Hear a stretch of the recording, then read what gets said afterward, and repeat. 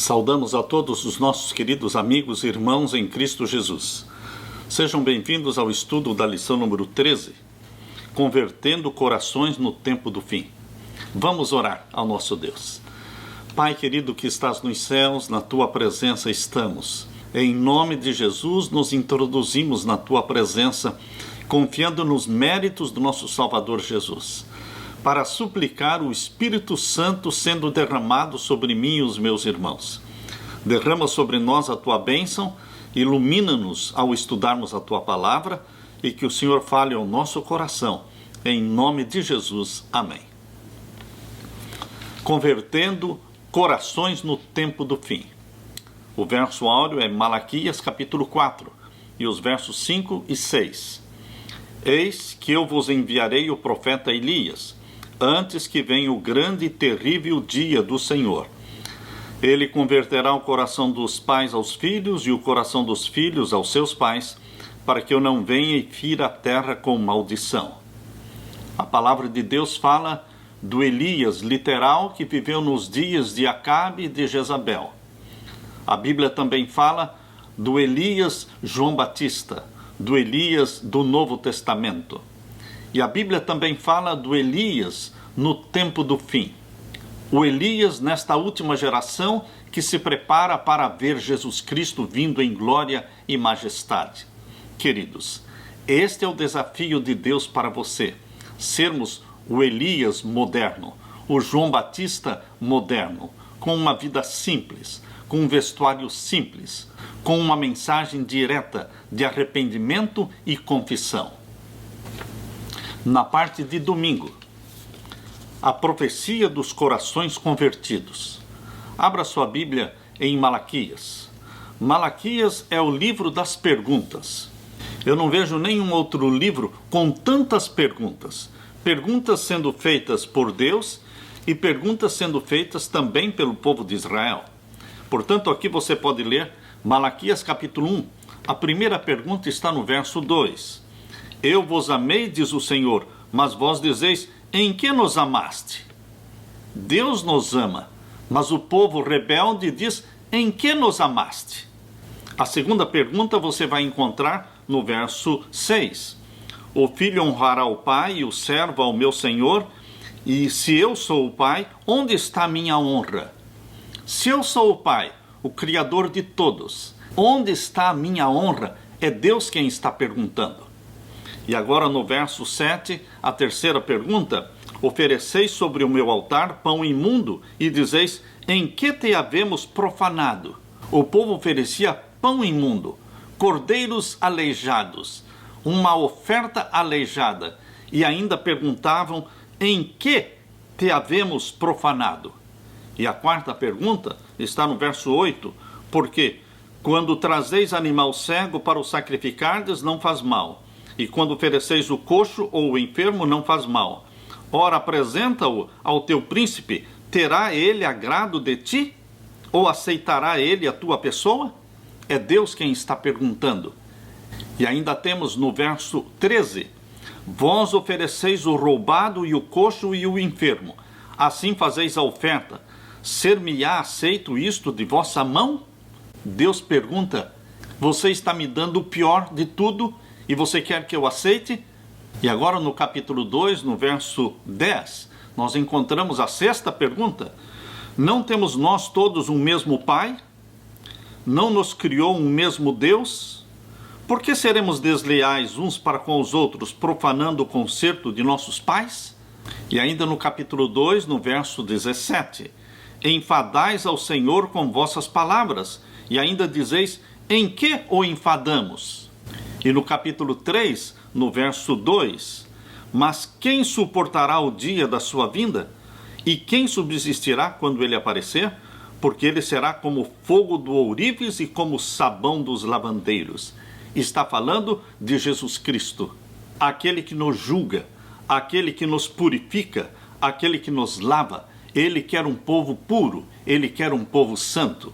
E agora no capítulo 3, no verso 7, desde os dias de vossos pais, vos desviastes dos meus estatutos e não os guardastes. Tornai vós para mim, e eu tornarei para vós, diz o Senhor dos Exércitos. Mas vós dizeis, em que havemos de tornar? Um povo rebelde, um povo que estava longe de Deus, um povo sem discernimento espiritual. Eles ainda perguntam, em que havemos de tornar? Como se fossem inocentes, uma pergunta ingênua. Será que eles não tinham consciência do pecado deles? E então Deus pergunta novamente no verso 8, roubará o homem a Deus? Mais uma pergunta de Deus para conscientizar o povo do pecado deles. Roubará o homem a Deus? Todavia, vós me roubais. E dizeis, em que te roubamos? Uma pergunta ingênua, como se fosse inocente. Nos dízimos e nas ofertas, diz o Senhor. Com maldição sois amaldiçoados, porque me roubais a mim, vós toda a nação. Trazei todos os dízimos à casa do tesouro, para que haja mantimento na minha casa, e depois fazei prova de mim, diz o Senhor dos Exércitos, se eu não vos abrir as janelas do céu, e não derramar sobre vós uma bênção tal, que dela vos advenha a maior abastança. Queridos, o povo estava roubando a Deus nos dízimos e nas ofertas. Assim como no passado, hoje, nesta última geração que se prepara para a volta de Jesus, nós também somos chamados em Apocalipse capítulo 3, de Laodiceia. Nós somos chamados de povo da mornidão, porque tu és morno, vomitar-te-ei da minha boca. Queridos, estas perguntas feitas por Deus ao povo de Israel no tempo de Malaquias são as mesmas perguntas que Deus está fazendo para o seu povo hoje. Deus deseja que haja uma clara e distinta diferença entre o povo de Deus e o povo do mundo. Tem que haver essa diferença. Não podemos perder a nossa identidade como filhos e filhas de Deus vivendo neste mundo. Aqui diz em Malaquias capítulo 3, o verso 18. Então vereis outra vez a diferença entre o justo e o ímpio, entre o que serve a Deus e o que não serve. Tem que haver uma marca distinta entre você e o mundano, entre o santo e o profano. E então, queridos, em Malaquias capítulo 4, versos 5 e 6, Deus diz, eis que eu vos envio o profeta Elias, antes que venha o dia grande e terrível do Senhor. Deus teve um Elias no tempo de Acabe e Jezabel. Deus teve um Elias que preparou o caminho para a vinda de Jesus Cristo, João Batista. E Deus tem um Elias nesta última geração, preparando um povo para a volta de Jesus. Deus quer uma reforma e um reavivamento no seu povo. Queridos, Deus está chamando você para esta reforma. A reforma que Deus requer está muito bem explicada em Neemias. Abra sua Bíblia, em Neemias capítulo 13. Aqui nós vemos no verso 10. Também entendi que o quinhão dos levitas se lhes não dava, de maneira que os levitas e os cantores que faziam a obra tinham fugido cada um para a sua terra. Então contendi com os magistrados e disse, por que se desamparou a casa de Deus? Porque eu os ajuntei e os restaurei no seu posto. Então todo Judá trouxe os dízimos do grão e do mosto e do azeite aos celeiros. Queridos, no tempo de Neemias foi feita uma reforma, e a reforma começou com os dízimos, a devolução fiel dos santos dízimos, 10% de toda a renda, e também as ofertas voluntárias. Queridos, a reforma verdadeira inclui a parte financeira, dízimos e ofertas.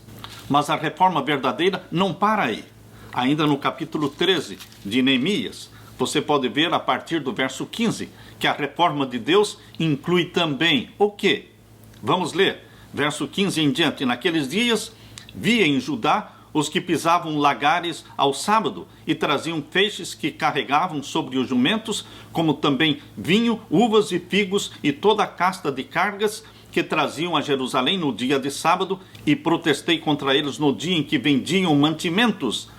Também tírios habitavam dentro, que traziam peixe e toda a mercadoria que no sábado vendiam aos filhos de Judá e em Jerusalém. A apostasia levou o povo a transgredir o sábado. Não respeitavam as 24 horas sagradas do sábado, de pôr do sol a pôr do sol. Assim também, queridos, a reforma verdadeira, hoje, inclui a santificação do dia do Senhor.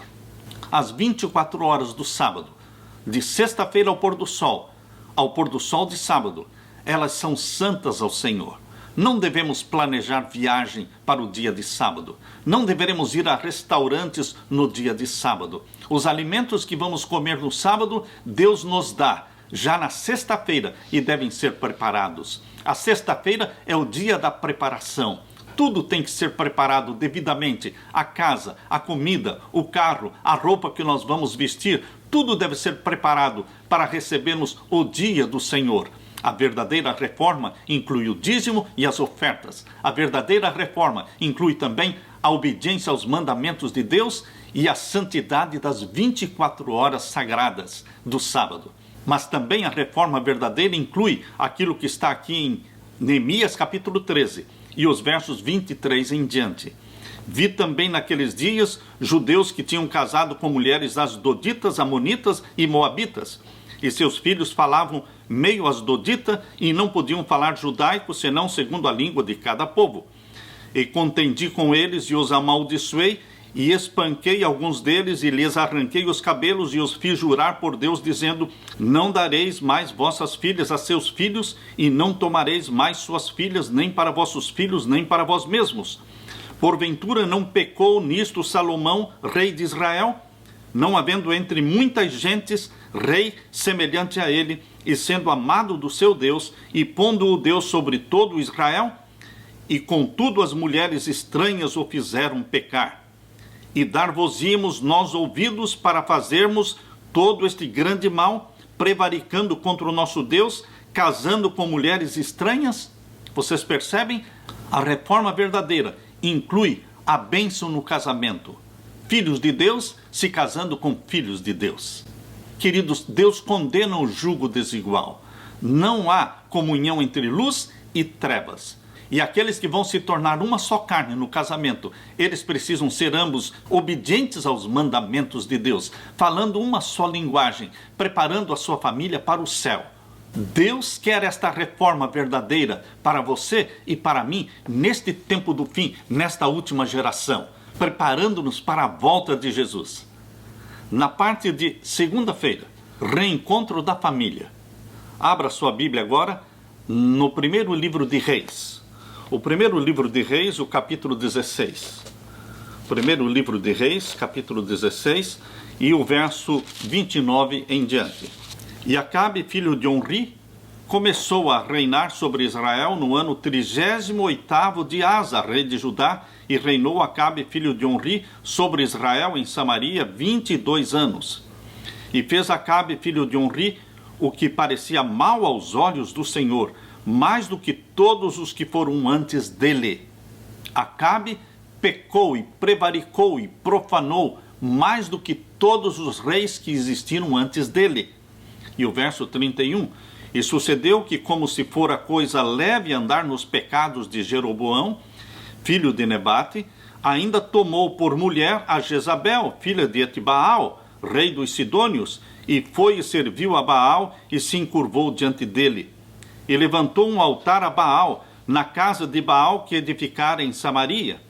Também Acabe fez um bosque, de maneira que Acabe fez muito mais para irritar ao Senhor Deus de Israel do que todos os reis de Israel que foram antes dele. Queridos, Acabe introduziu no meio do povo de Deus a adoração ao Deus Sol. Baal é o Deus Sol. Ele construiu altares ao Deus Sol, ele fez um templo ao Deus Sol, ele se casou com uma adoradora do Sol, Jezabel. Queridos, este é um recado de Deus para os nossos dias. Tudo que antes foi escrito para o nosso ensino foi escrito. Dar-se o caso de nós, como povo de Deus, neste tempo do fim, nesta última geração, estarmos dando nossas filhas para se casarem também com adoradores de Baal, com adoradores do Sol. Jezabel, a esposa sidônia do rei Acabe, introduziu o culto a Baal em Israel. Foi Jezabel quem fez a cabeça de Acabe e introduziu no meio do povo de Deus a adoração ao sol. Agora, no tempo do fim, novamente, o povo será convocado e obrigado por lei que adore o Deus Sol, através do decreto dominical, Sunday, dia do sol, o domingo, o primeiro dia da semana, será instituído como um dia obrigatório de guarda no mundo todo. Mas, queridos, Deus tem um remanescente que se levanta contra a apostasia. Deus tem ainda hoje os Elias modernos, aqueles que são chamados de perturbadores de Israel, mas não são perturbadores, eles são reformadores, eles são Elias modernos. A palavra de Deus diz aqui no primeiro livro de Reis, capítulo 17, que Deus demonstrou seu desagrado para com a apostasia implantada por Acabe e Jezabel e pela adoração ao sol.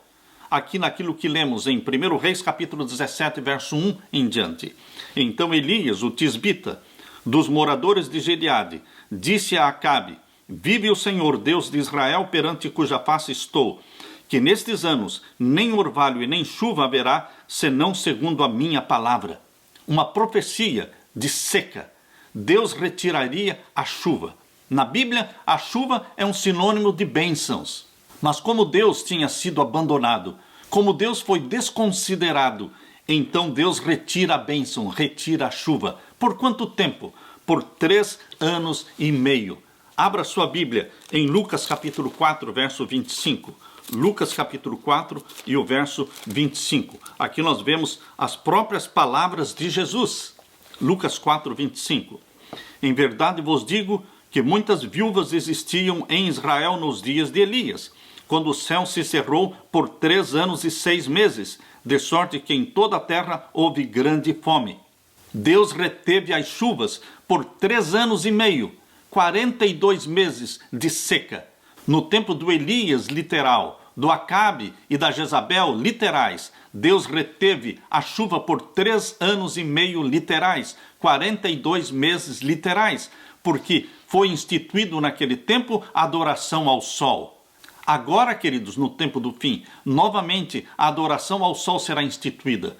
Será implantada através do decreto dominical mundial, forçando a todos a adorarem Baal, o Deus Sol. E novamente Deus reterá as chuvas. Novamente Deus fará com que não chova por 3 anos e meio. Assim como diz aqui em Apocalipse capítulo 11. Abra sua Bíblia. Em Apocalipse capítulo 11 nós lemos uma profecia aplicada para os nossos dias. Apocalipse capítulo 11 e o verso 5.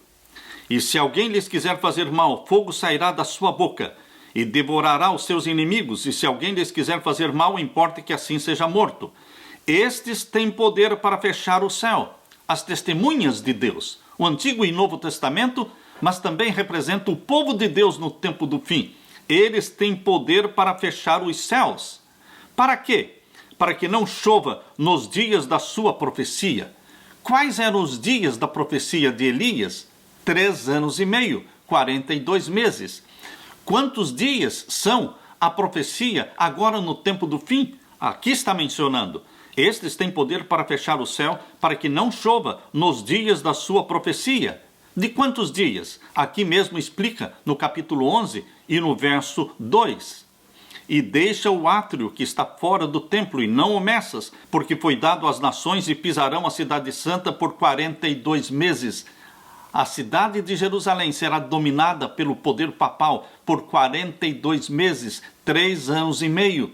Assim como Jezabel fez com que o povo de Deus adorasse Baal, o Deus Sol, assim também no tempo do fim, a Jezabel espiritual, o poder papal, fará com que o povo novamente volte a adorar Baal, o Deus Sol, pela santificação do domingo. E Jerusalém se tornará domínio papal. Por isso diz aqui, pisarão a cidade santa, que é a cidade de Jerusalém. Por quanto tempo? 42 meses. Queridos, a história se repete.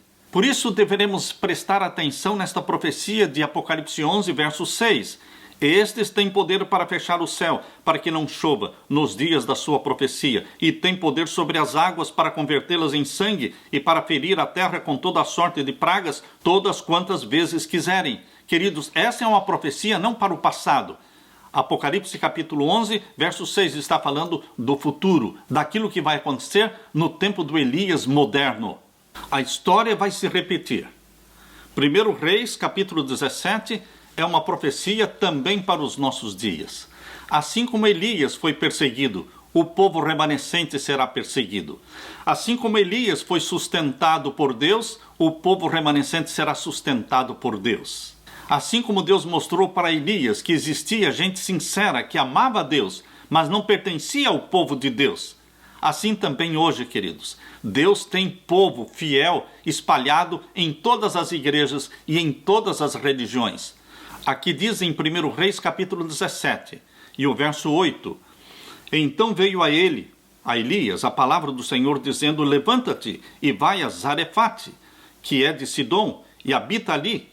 Eis que eu ordenei ali a uma mulher viúva que te sustente. Verso 10: Então ele se levantou e foi a Zarefate. E chegando à porta da cidade, eis que estava ali uma mulher viúva apanhando lenha. E ele a chamou e lhe disse: Traze-me, peço-te, num vaso um pouco de água que beba. E indo ela a buscá-la, ele a chamou e lhe disse: Traze-me agora também um bocado de pão na tua mão. Porém ela disse: Vive o Senhor teu Deus, que nem um bolo tenho, senão somente um punhado de farinha numa panela e um pouco de azeite numa botija. E vês aqui, apanhei 2 cavacos e vou prepará-lo para mim e para o meu filho, para que o comamos e morramos. E Elias lhe disse: Não temas, vai, faze conforme a tua palavra. Porém faze disso primeiro para mim um bolo pequeno e traze-mo para fora. Depois farás para ti e para o teu filho. Porque assim diz o Senhor Deus de Israel: a farinha da panela não se acabará, e o azeite da botija não faltará, até ao dia em que o Senhor dê chuva sobre a terra. E foi ela e fez conforme a palavra de Elias, e assim comeu ela e ele, e a sua casa muitos dias. Muitos dias significam 3 anos e meio. Todo o período em que não choveu, todo o período da seca e da fome, esta mulher viúva que confiou em Deus, que colocou Deus em primeiro lugar.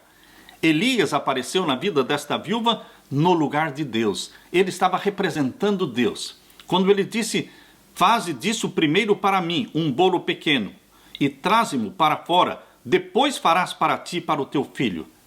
Elias estava ali no lugar de Deus, mostrando que Deus deve ser o primeiro na sua vida e na minha vida. As primícias são de Deus.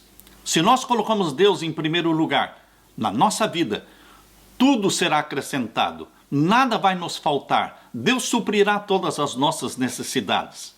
E ainda no verso 17: E depois destas coisas sucedeu que adoeceu o filho desta mulher, da dona da casa, e a sua doença se agravou muito, até que nele nenhum fôlego ficou. Então ela disse a Elias: Que tenho eu contigo, homem de Deus? Vieste tu a mim para trazeres à memória a minha iniquidade e matares o meu filho? Essa mulher acreditava que Deus estava se vingando ao tirar a vida do seu filho. Mas Deus não é assim. Deus é amor, Deus é misericórdia. Por isso aqui diz no verso 19: E Elias disse: Dá-me o teu filho. E ele o tomou do seu regaço e o levou para cima ao quarto onde ele mesmo habitava e o deitou em sua cama. E clamou ao Senhor e disse: Ó Senhor meu Deus, também até esta viúva com quem eu moro afligiste matando-lhe seu filho? Então se mediu sobre o menino 3 vezes e clamou ao Senhor e disse: Ó Senhor meu Deus, rogo-te que torne a vida deste menino a entrar nele. E o Senhor ouviu a voz de Elias, e a vida do menino tornou a entrar nele, e ele reviveu. E Elias tomou o menino e o trouxe do quarto à casa, e o deu à sua mãe, e disse Elias: Vês aí o teu filho vive. Então a mulher disse a Elias: Nisto conheço agora que tu és homem de Deus, e que a palavra do Senhor na tua boca é verdade. Queridos, Deus honrou aquela viúva, não somente dando de comer a ela e ao seu filho, mas Deus ressuscitou o seu filho, devolvendo para ela. Queridos, Deus pode todas as coisas. Quando nós colocamos Deus em primeiro lugar, quando Deus é o primeiro e o melhor na nossa vida e na nossa família, Ele vai nos suprir todas as necessidades. Na parte de terça-feira, convertendo corações no altar. 1 Reis capítulo 18. Aqui nós lemos a partir do verso 1. E sucedeu que depois de muitos dias a palavra do Senhor veio a Elias no 3º ano, dizendo: vai, mostra-te a Acabe, porque darei chuva sobre a terra. Esta expressão, depois de muitos dias, ela é confirmada na sequência dizendo no 3º ano. Ou seja, foram 3 anos e meio sem chuva. E foi Elias se mostrar para Acabe. E a fome era extrema em Samaria. Queridos, assim como houve seca e fome naquele tempo, mas Deus sustentou Elias e a viúva, Deus também tem um remanescente fiel, que neste tempo do fim, em meio à seca, em meio à fome e miséria, eles serão sustentados. O seu pão e a sua água serão certos. Você não precisa se preocupar. Deus fez provisões para você e para a sua família. Deus é bondoso. E agora queremos ler 1 Reis capítulo 18, o verso 17 em diante. E sucedeu que, vendo Acabe a Elias, disse-lhe Acabe: és tu o perturbador de Israel? Elias era considerado perturbador de Israel. Mas quem realmente perturbava Israel? Quem realmente trouxe a desgraça para Israel? Foi Acabe e Jezabel, não Elias. Assim também o remanescente de Deus hoje. Ele pode ser considerado perturbador da igreja. Mas, queridos, nós, quando somos usados pelo Espírito Santo e comunicamos a mensagem de Deus para o reavivamento e a reforma, nós não somos perturbadores, nós somos reformadores. E aqui diz o verso 18: então disse Elias: eu não tenho perturbado Israel, mas tu e a casa de teu pai, porque deixastes os mandamentos do Senhor e seguistes a Baalim. A apostasia é abandonar a Deus e os mandamentos de Deus. O reavivamento e a reforma verdadeiros significa voltarmos-nos para Deus e a obediência aos mandamentos de Deus.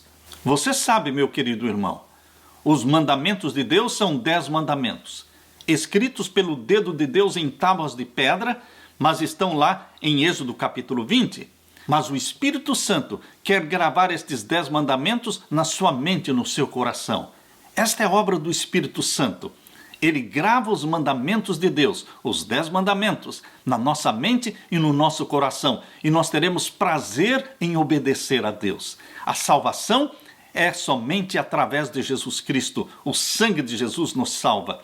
Mas todos os salvos em Jesus Cristo, eles terão os mandamentos de Deus gravados pelo Espírito Santo na mente. E eles terão prazer na obediência a este Deus que os salvou. E o verso 19: agora, pois, envia junto a mim todo Israel no Monte Carmelo, como também os 450 profetas de Baal e os 400 profetas de Azera, que comem da mesa de Jezabel. Portanto, Elias convocou uma reunião sobre o Monte Carmelo, e que viessem ali os profetas de Baal e os profetas de Azera.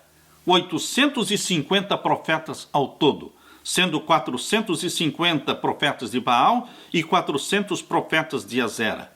E o verso 20 diz: então enviou Acabe a todos os filhos de Israel e ajuntou os profetas no Monte Carmelo. Então Elias se chegou a todo o povo e disse: até quando cocheareis entre 2 pensamentos?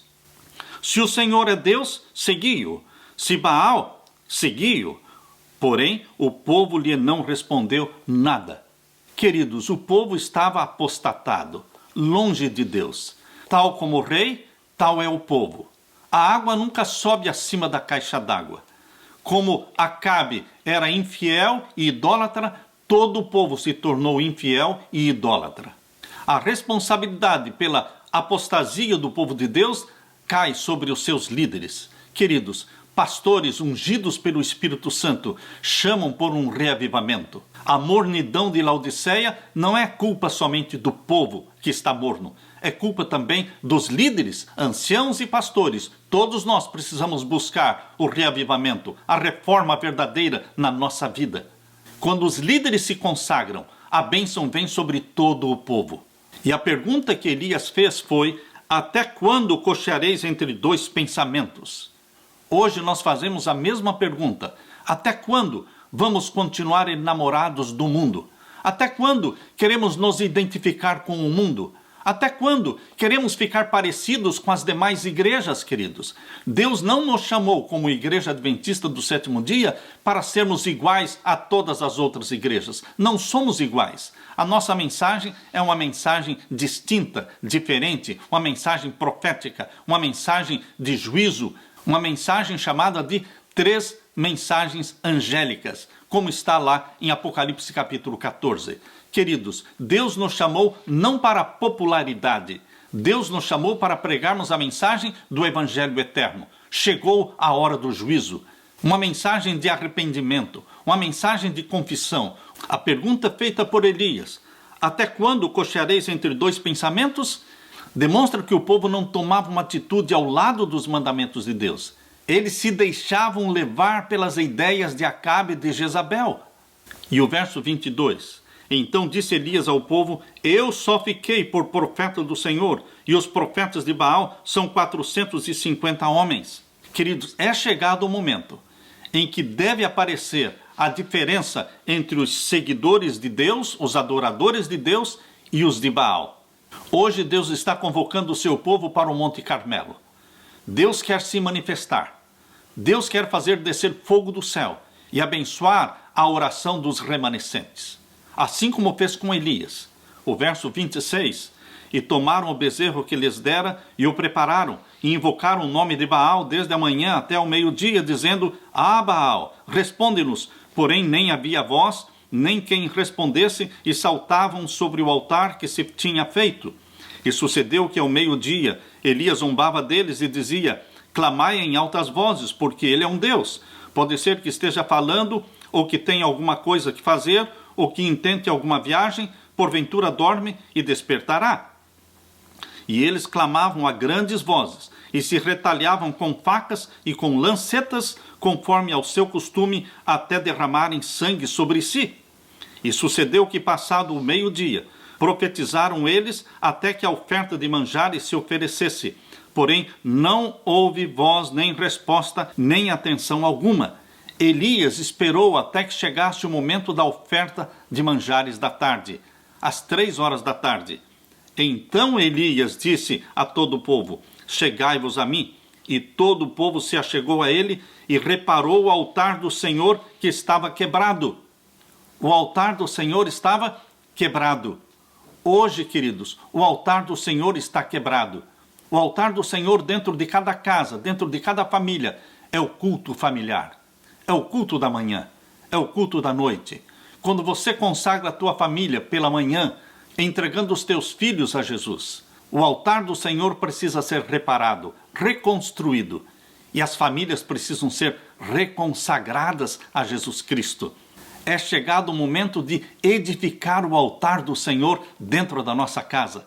Aqui neste livro, Orientação da Criança, na página 511, aqui nós lemos, pais, separem um bocado de tempo cada dia para o estudo da lição da escola sabatina juntamente com seus filhos. Deixem a visita da sociabilidade, se necessário for, de preferência, a sacrificar a hora dedicada às lições da história sagrada. E na página 512, confiem-se à memória as passagens mais importantes das escrituras ligadas à lição. Em outras palavras, devemos memorizar os versos da Bíblia, ensinando os nossos filhos a memorizarem os versos da Bíblia. O culto familiar é um tempo precioso, onde pai, mãe e crianças, os filhos, estão ali com o coração aberto. É o tempo de ensinar a palavra de Deus. É o tempo de louvar ao Senhor com hinos, fazendo com que as crianças apreciem os hinos de louvor a Jesus. Na página 513, ensinem-se os jovens a amar o estudo da Bíblia. Seja o primeiro lugar de nosso pensamento e afeições concedido ao livro dos livros, a Santa Bíblia. Para realizar esta obra, devem os próprios pais familiarizarem-se com a palavra de Deus. E em vez de falarem palavras vãs e contarem histórias ociosas aos filhos, falar-lhes-ão sobre os assuntos da Bíblia. Os pais precisam conhecer a Bíblia para ensinarem a Bíblia aos seus filhos. E na página 514, não pensem que a Bíblia se tornará para as crianças um livro enfadonho. Não. A Bíblia, a palavra de Deus, não é um livro enfadonho. Tem histórias lindas. Existem histórias emocionantes, como a de José, como a de Esther, como a de Sansão, como a de Daniel. Queridos, são histórias cativantes. Será para os nossos filhos como o pão da vida. Nunca envelhecerá. Nela, na Bíblia, existe frescura e beleza que atraem e encantam as crianças e os jovens. Mas tempo precisamos dedicar para isso. E o tempo é o momento do culto familiar. Todos os dias, o culto da família, de manhã e à noite. Deveremos dedicar a Deus, nossos filhos, nossa família, tudo o que temos, tudo o que somos. Na parte de quarta-feira, convertendo corações no Jordão. Abra sua Bíblia em Lucas capítulo 1, verso 17. E irá diante dele no espírito e virtude de Elias, para converter os corações dos pais aos filhos e os rebeldes à prudência dos justos, com o fim de preparar ao Senhor um povo bem disposto. Queridos, claramente a palavra de Deus está dizendo que existia um Elias literal nos dias de Acabe e Jezabel. Mas aqui está falando que existe também um Elias no Novo Testamento. E aqui em Lucas capítulo 1, verso 17, está dizendo que João Batista é o Elias do Novo Testamento, que prepararia o caminho para a vinda de Jesus Cristo, a primeira vinda de Jesus. Também existe um Elias que preparará o povo para a segunda vinda de Jesus Cristo. Convido agora para você ler Mateus capítulo 17. Mateus capítulo 17, verso 11 em diante. E Jesus respondendo, disse-lhes, em verdade Elias virá primeiro e restaurará todas as coisas. Está falando de João Batista. E o verso 12, mas digo-vos que Elias já veio e não o conheceram, mas fizeram-lhe tudo o que quiseram. Assim farão eles também padecer o Filho do Homem. Então entenderam os discípulos que lhes falara de João Batista. Queridos, a mensagem de João Batista era uma mensagem simples, direta. Era um chamado ao arrependimento, à confissão dos pecados. Hoje o que nós menos vemos nas mensagens dos sermões pregados nas igrejas e na televisão são sermões que chamem ao arrependimento e à confissão dos pecados, o abandono dos pecados. A vida de João Batista, simples, um vestuário simples, uma alimentação vegetariana, uma alimentação simples. Era uma constante reprovação à apostasia dos seus dias. A mensagem de João Batista chamava a atenção do povo para a santidade e as exigências de Deus e a necessidade que eles tinham de sua perfeita justiça, o arrependimento genuíno. Este era o tema favorito de João Batista. Arrependei-vos, porque é chegado o reino de Deus. O reino de Deus anunciado por João Batista era o reino da graça. O reino da graça prometido lá no Antigo Testamento. Desde o pecado de Adão e Eva, o reino da graça está sendo prometido. E agora, queridos, é chegado o reino de Deus. O reino da graça estava para ser inaugurado pelo sangue de Jesus Cristo. A graça sempre existiu em forma de promessa. Mas agora, através do sangue de Jesus Cristo, que seria derramado na cruz do Calvário, a graça não seria mais promessa, ela seria realidade. Portanto, a porta da graça seria escancarada diante do povo de Deus. É chegado o reino da graça do nosso Deus. Queridos, agora no tempo do fim, os João Batistas modernos, eles precisam pregar também uma mensagem simples, de arrependimento e confissão dos pecados. A vida do povo de Deus agora no tempo do fim deve ser uma vida simples, vestuário simples, como era de João Batista, como era de Elias. A alimentação nossa também deve testemunhar da nossa mensagem, uma alimentação vegetariana, deixando os animais em paz. Nossa mensagem deve ser um chamado à santidade. Aquilo que o povo não quer, santificação.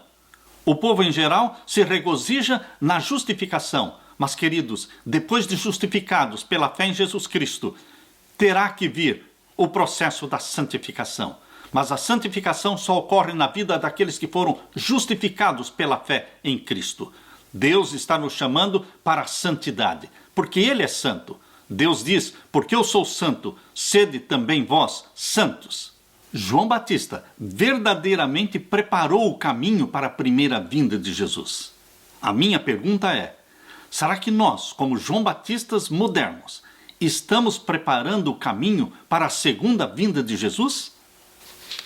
Na parte de quinta-feira, convertendo corações nos últimos dias. Convido você para ler comigo Mateus capítulo 3, versos 2 em diante. E dizendo, arrependei-vos, porque é chegado o reino dos céus. No tempo de João Batista, o reino era o reino da graça. E agora, no nosso tempo, é o reino da glória. O reino da glória se aproxima. O reino da glória será implantado na segunda vinda de Jesus Cristo. E Deus precisa de arautos do Evangelho. Deus precisa de você. Mas Deus quer nos santificar para podermos cumprir com esta missão. E aqui diz o verso 3, porque este é o anunciado pelo profeta Isaías, que disse, voz do que clama no deserto, preparai o caminho do Senhor, endireitai as suas veredas. E este João tinha o seu vestido de pelos de camelo e um cinto de couro em torno dos seus lombos e alimentava-se de gafanhotos e de mel silvestre. Então iam ter com ele Jerusalém e toda a Judéia e toda a província adjacente ao Jordão, e eram por ele batizados no rio Jordão, confessando os seus pecados. E vendo ele muitos dos fariseus e dos saduceus que vinham ao seu batismo, dizia-lhes, raça de víboras, quem vos ensinou a fugir da ira futura? Produzi, pois, frutos dignos de arrependimento. A mensagem de Deus hoje é, produzi, pois, frutos dignos de arrependimento. Arrependimento e confissão, abandono dos pecados. Pecados acariciados por décadas, pecados que estão convivendo conosco dentro da nossa casa, dentro da nossa família, eles precisam ser abandonados. O abandono dos pecados conhecidos na nossa vida nos preparará para o batismo do Espírito Santo. É isso que lemos aqui em Mateus capítulo 3, verso 11. Eu, em verdade, vos batizo com água para o arrependimento, mas aquele que vem após mim é mais poderoso do que eu, cujas alparcas não sou digno de levar. Ele vos batizará com o Espírito Santo e com fogo. Queridos, nós já fomos batizados na água. Nós estamos agora buscando o batismo do Espírito Santo. Sermos batizados pelo Espírito Santo e com fogo. No tempo de Elias, houve uma grande apostasia. Hoje também, queridos, estamos vivendo em tempo de mornidão, de apostasia. A mensagem de Elias era uma mensagem anunciando a chegada do juízo de Deus, chamando o povo para uma reforma e a obediência aos mandamentos de Deus. Hoje também, a nossa mensagem é uma mensagem chamando o povo para a reforma e o reavivamento genuínos e para a santificação e para a obediência aos mandamentos de Deus. Elias, naquele tempo, foi acusado de ser o perturbador de Israel. Hoje o remanescente de Deus também será acusado de perturbadores de Israel.